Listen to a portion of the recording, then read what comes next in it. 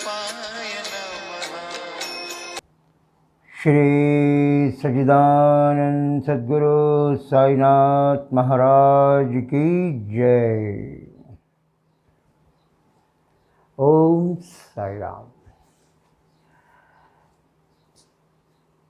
जैसे कि हम लोग पिछले 2 एपिसोड में श्री साई सच्चरित्र का अध्याय 1 और अध्याय 2 का पठन पारायण और उसमें बाबा का उद्देश्य क्या था उसे हमने बहुत बारीकी से समझाया।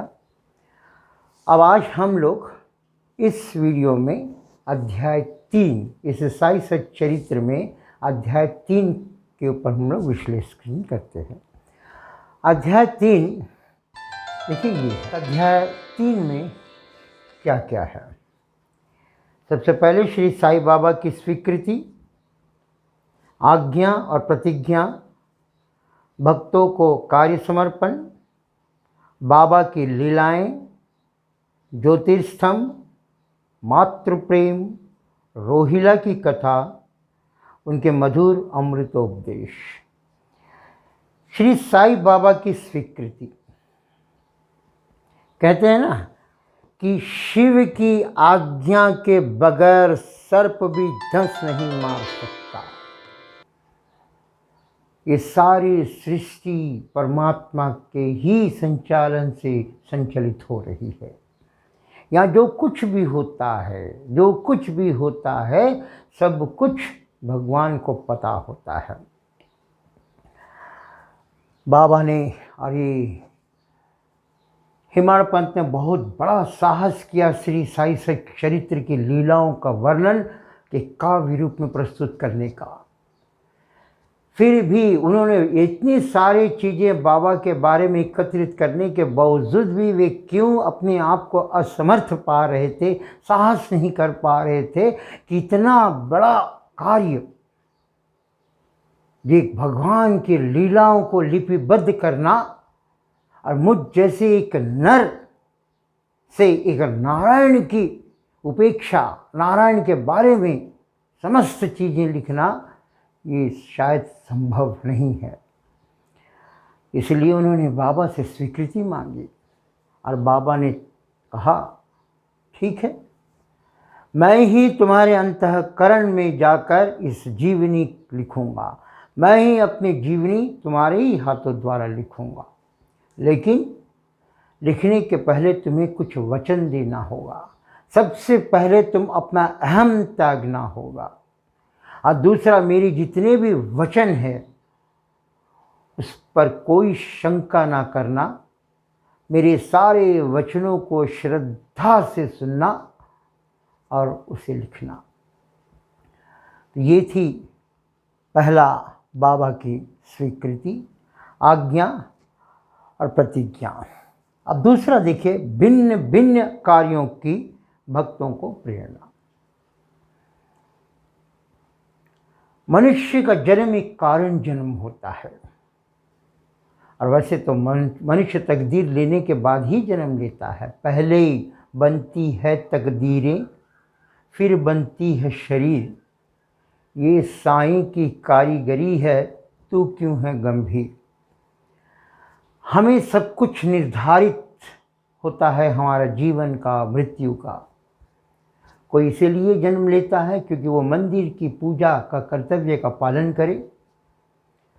सब अपने अपने कार्य के लिए ही वो जन्म लेते हैं, और वही जन्म उनका एक वही कारण होता है उनके जन्म का। ठीक उसी प्रकार श्री गोविंदराव रघुनाथ दाभोलकर ने भी इसीलिए शायद जन्म लिया कि वे श्री साई की रचना करें।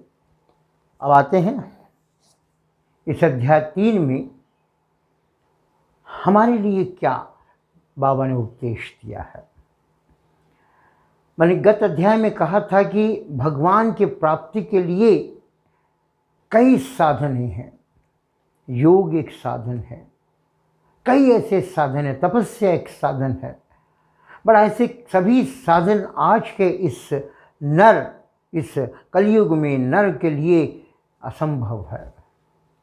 कोई तपस्या नहीं कर सकता, कोई इस मोह माया को त्याग कर भगवान के प्राप्ति के लिए कुछ भी नहीं कर सकता। तो ऐसे समय में बाबा ने हमें बहुत सरल सरल सरल तरीके से बताया है कि हम अपने दैविक कार्य करते हुए भी हम कैसे भगवान को प्राप्त कर सकते हैं। केवल और केवल अच्छी बातों को श्रवण करने से और केवल मुख से हम कुछ अच्छी अच्छी चीज़ें बोलने से। अब श्रवण करना, किसी पारायण का शब्दों का श्रवण करें। श्री साई सच्चरित्र में वो तमाम चीज़ें लिखी गई है। इसे श्रवण करने के मात्र से ही आपके सारे पाप धुल जाएंगे। ये साई साई साई नाम स्मरण से ही आपको इस जीवन में मोक्ष की प्राप्ति होगी। इस भवसागर को तार लेंगे। केवल मुख से एक साई स्मरण करना है। उनका नाम स्मरण ही समस्त पापों का संचार, समस्त पापों का संहारता है। बाबा का नाम स्मरण, जो इस किताब को, जो इस साई सच्चरित्र को सच्चे मन से हृदय से पढ़ेगा, पढ़ने के आगे बाबा ने हमें ये भी बताया है कि हमारी जो मन की चंचलता है उससे अलग करो, मन को स्थिर रखो और पूरा पूरा संपूर्ण ध्यान इस पठन पर, इस श्रवण पर, इस वाचन पर दीजिए। तब जाके हमें एक मन में एक ऐसी ऊर्जा प्राप्त होगी, असुर्जा, और ऐसी ऊर्जा से हम समस्त कार्य को बड़े आराम से निपटा लेंगे। अब बाबा हेमाड़ पंत ने लिखा है कि एक ज्योतिर्स्तंभ की तरह है। ज्योतिर्स्तंभ क्या होता है? जिसको हम कहते हैं लाइट हाउस। ये जैसे नाविक के लिए समुद्र में आपको कुछ नहीं दिखता, हर और पानी ही दिखता है। उस वक्त ये लाइट हाउस का लाइट उन्हें कुछ दुर्घटनाओं से बचाता है। गलत रास्ते से अगर उन लोग का शायद मार्ग भटकते हो, उस भटके को सही राह में लाने के लिए ये लाइट हाउस काम करता है समुद्र में। और ठीक उसी तरह हमारे जीवन को सही मार्ग में लाने के लिए साई है, भगवान है। वे हमारे लिए ज्योतिस्तंभ की तरह है, जो हमें आगे के मार्ग को बनाते हैं, बताते हैं। अब मातृप्रेम, मातृप्रेम मतलब इस धरती पे सबसे ज़्यादा निस्वार्थ प्यार की परिभाषा के उदाहरण में अगर कोई आता है तो वो है माँ। एक माँ ही है जो अपने बच्चों के बारे में समस्त जानती है। माँ अपने बच्चों को श्रृंगार करती है। माँ अपने बच्चे को जब अच्छे वस्त्र, सुंदर वस्त्र में पहनाकर जब दूर से माँ अपने बेटे को देखती है तो उस बेटी की सुंदरता में अपनी सारी कठिनाई को भूल जाती है। लेकिन क्या उस बच्चे को इस प्रकार इसका आभास है? नहीं। एक बांसुरी जब बजती है तो कितने मधुर स्वर से उतार चढ़ाव सारे स्वरों को वो एकत्र बांध करके जो हवा में एक सुगंधित लहराती है, ये बांसुरी को कुछ भी नहीं पता होता है। ये तो बजाने वाले के ऊपर है, क्योंकि बांसुरी जिसके हाथ में है वो इसे बजा रहा है। बांसुरी को इसका कोई भी आभास नहीं। ठीक उसी तरह हम क्यों जन्म लिए हैं और हमारे द्वारा जो कार्य हमारे ऊपर वाले करवा रहे हैं और हम कर रहे हैं और इसका क्या परिणाम हो रहा है, ये हम इसके लिए पूरी तरह से हम अज्ञान है। ठीक हारमोनियम को नहीं पता होता कि उसमें से स्वर कैसे निकल रहा है, उसी तरह हमें भी नहीं पता होता कि हमारे कार्य कैसे, हमारी कार्य प्रणाली कैसे हो रही है ऊपर वाले के द्वारा। और साई को माता इसलिए कहा गया है कि अगर एक बच्चा बाजार जाता है माता पिता के साथ, बच्चा बहुत कुछ कहता है कि हमें ये ले दो, वो ले दो, वो ले दो, ये ले दो, लेकिन उनके माता पिता उसे वही खरीदते हैं जो उसके लिए ज़रूरत होती है। क्योंकि उस बच्चे को कब क्या चीज़ की आवश्यकता है, उस बच्चे से ज़्यादा माता पिता को पता होता है। यही होता है मातृप्रेम। ठीक उसी तरह भक्त भी कई प्रकार की चीज़ें बाबा से, भगवान से मांगता रहता है, लेकिन भगवान देने के पहले सोचते हैं कि ये उस लायक है। क्योंकि आपको कब क्या किसी चीज़ की आवश्यकता है, आपसे ज़्यादा बाबा जानते हैं। और जिस समय आपको जो चीज़ की ज़रूरत होती है बाबा स्वयं उस चीज़ का मतलब पूर्ण कर देते हैं, उस चीज़ की प्राप्ति आपको करा देते हैं। ये है हमारे साईं बाबा। अब इसमें एक रोहिला की भी कथा छोटी सी जोड़ी गई है। रोहिला की मतलब रोहिला जात से कोई एक व्यक्ति आता है और वो दिन भर साईं शिरडी में बैठ कर के दिन भर अल्लाह अकबर का नारा लगाता रहता है। चारों पांचों पहर जो नमाज जोर जोर से पढ़ता है। अब ये चीज़ शिरडी के सभी लोगों को थोड़ी दिक्कत हो जाती है कि पांचों पहर अल्लाह अकबर का जो इतना जोर जोर से नारा लगाता है और इस सारे के सारे गांव के लोग बाबा के पास जाके बोलते हैं बाबा ये क्या है, हम थके हारे खेत से जब घर पहुंचते हैं थोड़ा आराम करना चाहते हैं, इस बीच ये एक जोर से अल्लाह अकबर का नारा लगाता है, हमें थोड़ी सी दिक्कत होती है, परेशानी होती है, कृपया इसको आप सॉल्व करें। अब बाबा ने क्या कहकर इस उलझन को सुलझाया है हम इस साहित्य चरित्र में पढ़ते हैं। और बाबा का अमृत उपदेश जो है बहुत ही सुंदर बहुत ही रोचक तरीके से इस अध्याय नंबर 3 में है, उसे भी हम पढ़ते हैं। तो आइए हम लोग इस साहित्य चरित्र के पठन के पहले हम हर एपिसोड की भांति इस वीडियो में भी आज इस वक्त मौजूदा शिरडी का क्या हाल है इसे हम वीडियो में देखते हैं। क्योंकि ऐसे इस पेंडेमिक कोरोना के काल में बहुत से लोग शिरडी जा नहीं पाते।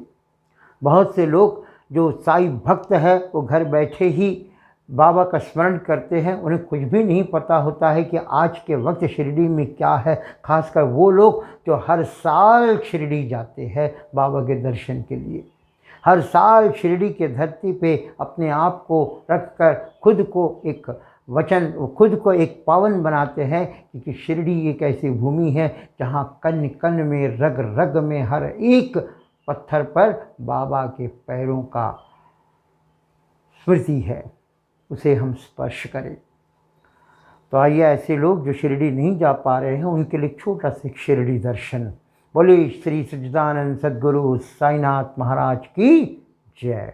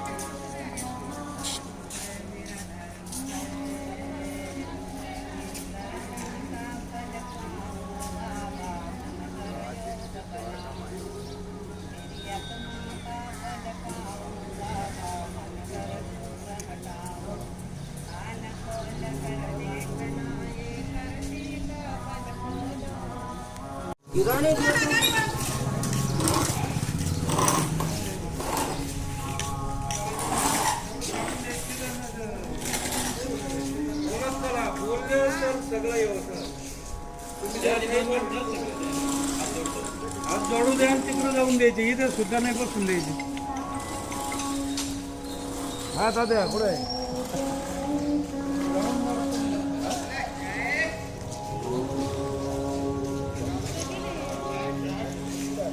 फोटो काढायचा आणि पाठवून द्यायचा.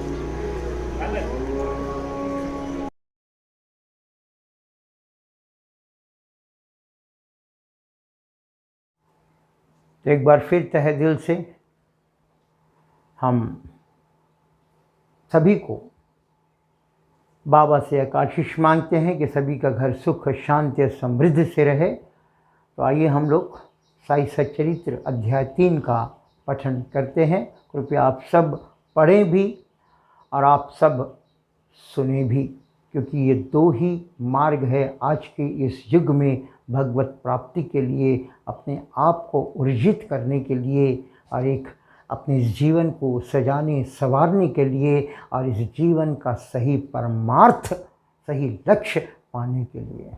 ओम साई राम।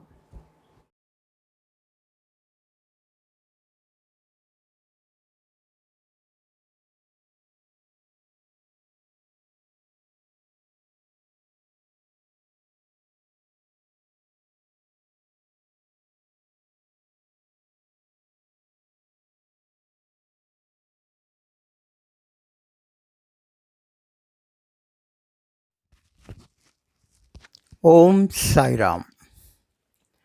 अध्याय 3। श्री साई बाबा की स्वीकृति, आज्ञा और प्रतिज्ञा, भक्तों को कार्य समर्पण, बाबा की लीलाएं, ज्योतिर्स्तंभ स्वरूप, मातृप्रेम, रोहिला की कथा, उनके मधुर अमृतोपदेश। श्री साई बाबा की स्वीकृति और वचन देना। जैसे कि गत अध्याय में वर्णन किया जा चुका है, बाबा ने सच्चरित्र लिखने की अनुमति देते हुए कहा कि साई सच्चरित्र लेखन के लिए मेरी पूर्ण अनुमति है। तुम अपना मन स्थिर कर मेरे वचनों में श्रद्धा रखो और निर्भय होकर कर्तव्य पालन करते रहो। यदि मेरी लीलाएं लिखी गई तो अविद्या का नाश होगा तथा ध्यान व भक्ति पूर्वक श्रवण करने से दैहिक बुद्धि नष्ट होकर भक्ति और प्रेम की तीव्र लहर प्रवाहित होगी, और जो इन लीलाओं की अधिक गहराई तक खोज करेगा उसे ज्ञान रूपी अमूल्य रत्न की प्राप्ति हो जाएगी। इन वचनों को सुनकर हेमाड़ पंथ को अति हर्ष हुआ और वे निर्भय हो गए। उन्हें दृढ़ विश्वास हो गया कि अब कार्य अवश्य ही सफल होगा।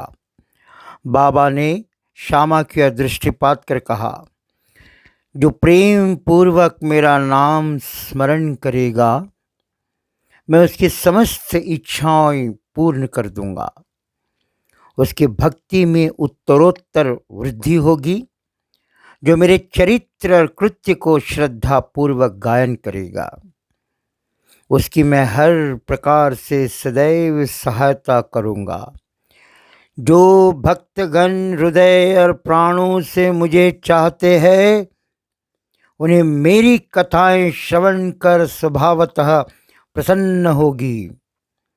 विश्वास रखो कि जो कोई मेरी लीलाओं का कीर्तन करेगा उसे परमानंद और चिरसंतोष की उपलब्धि हो जाएगी।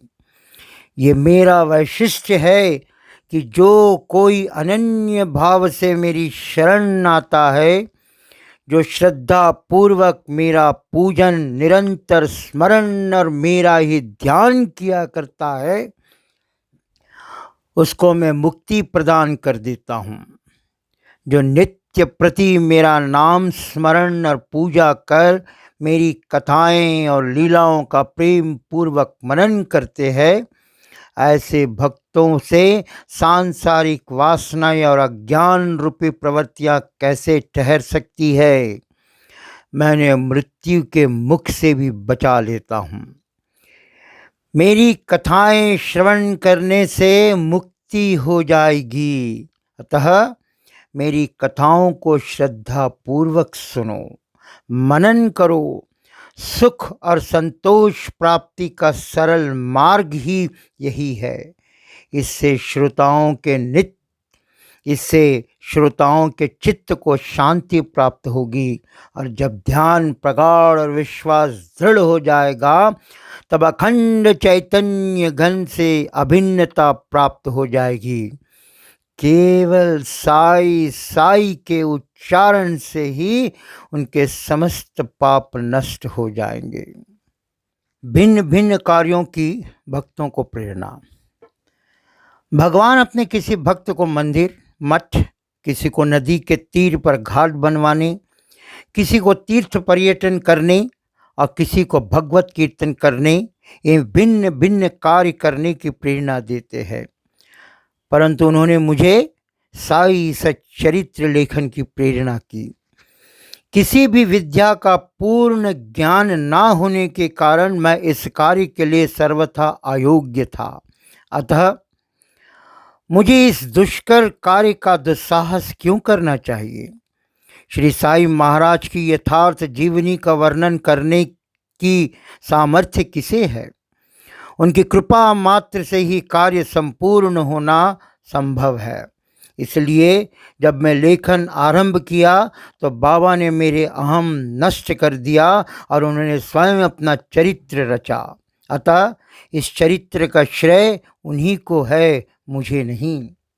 जन्मतः ब्राह्मण होते हुए भी मैं दिव्य चक्षु विहीन था, अतः साई सच्चरित्र लिखने में सर्वथा अयोग्य था।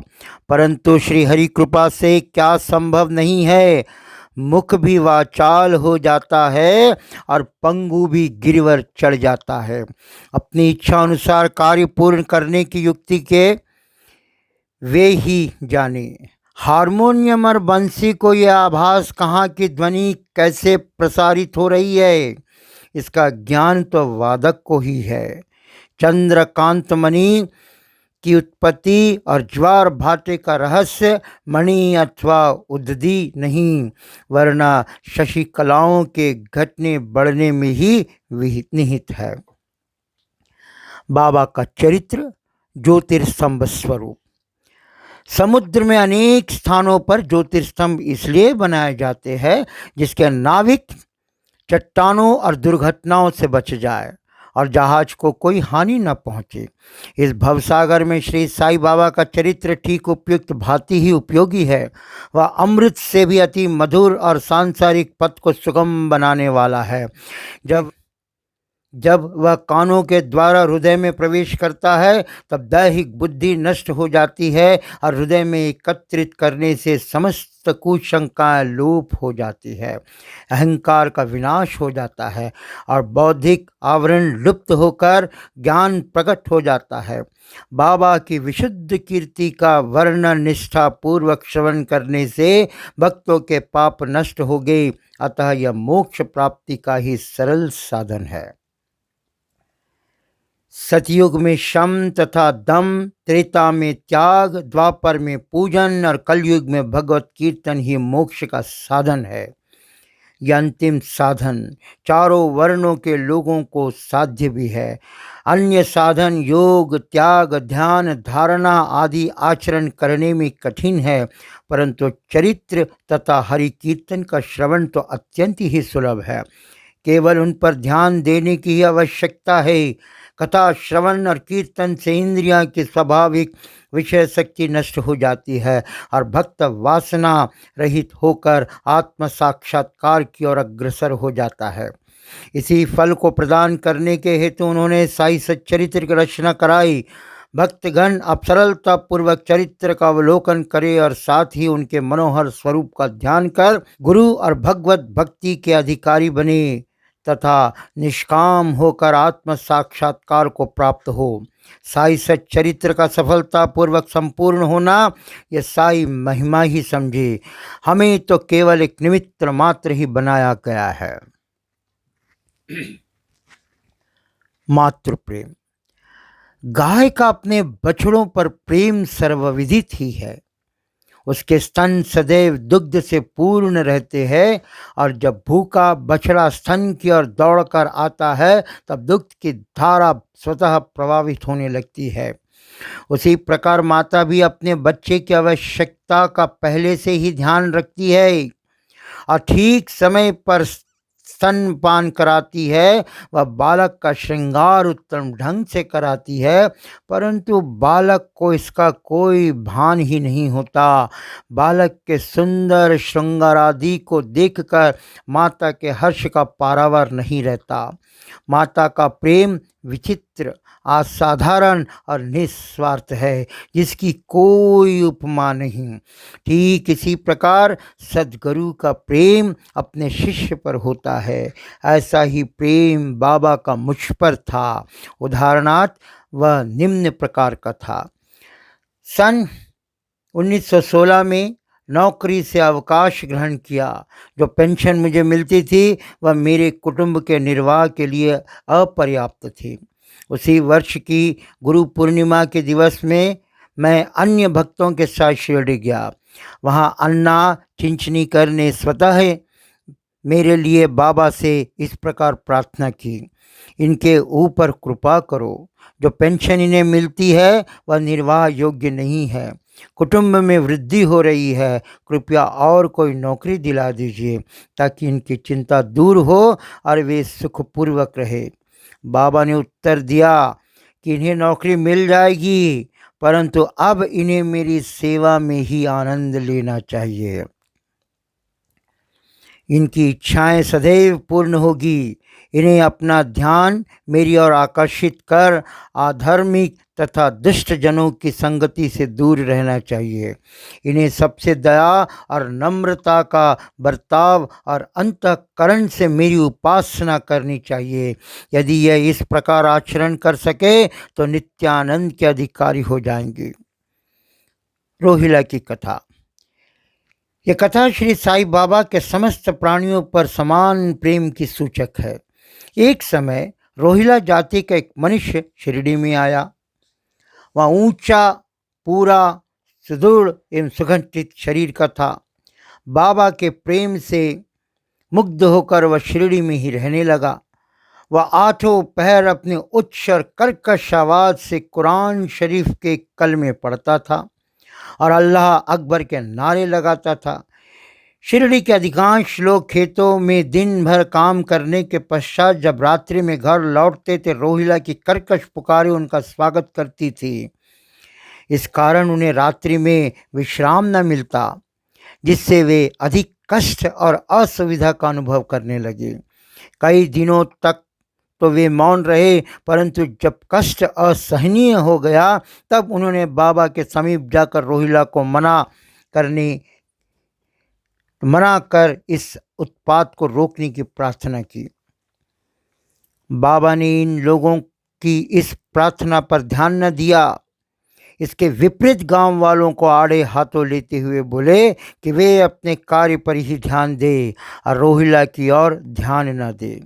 बाबा ने उनसे कहा कि रोहिला की पत्नी बुरे स्वभाव की है और वह रोहिला को तथा मुझे अधिक कष्ट पहुंचाती है, परंतु वह उसके कलमों के समक्ष उपस्थित होने का साहस करने में असमर्थ है और इसी कारण वह शांति और सुख में है। यथार्थ में रोहिला की कोई पत्नी न थी। बाबा का संकेत केवल कुविचारों की ओर था।